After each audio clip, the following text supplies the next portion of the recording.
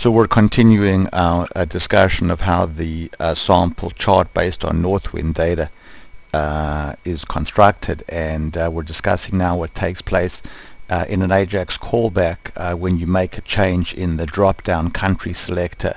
So we've discussed how the value that was submitted is in e.r v.v.r1, but it's also in e.data submitted.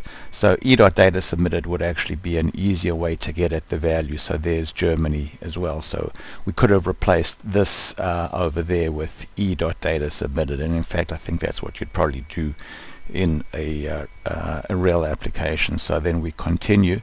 So if we go now, and you can see now we're adding an argument, what country, and we're populating it with the country value, and then there's our SQL, and you can see that in the SQL the having clause references this argument called what country. Then what we do is we take that SQL and we use the Alpha 5 ExBasic SQL parser, and we parse the SQL.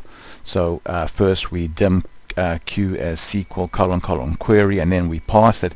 And the reason that we parse it is we want to add in a limit clause.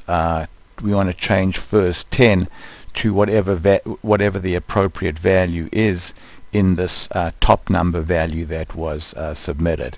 So after we have parsed the SQL, we then just set the query object's first property to whatever top number was, and then we read the SQL back by looking at q.sql statement.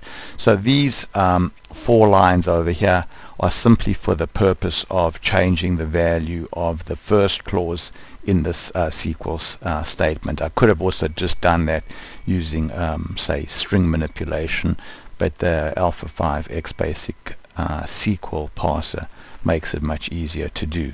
So now we carry on. So now we connect to our database. So we're connecting to the Northwind's database over here, and we execute the query, passing in the SQL and the arguments, and then we check to see whether there are any rows in the result set. So if flag is true, then there are going to be rows in the result set.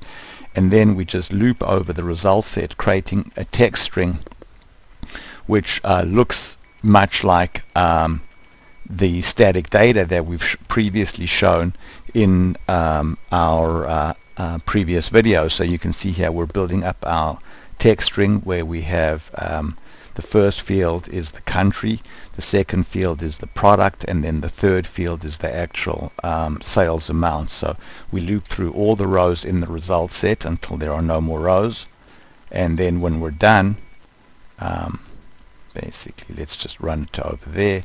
We can see that at this point our chart looks like this. So these are all the products that were sold in Germany and the total amount that was sold, and then our ExBasic function just returns that value, which then is used by the chart to actually plot the value over there. So you can see that using an ExBasic function to compute the values of a data series is actually quite easy.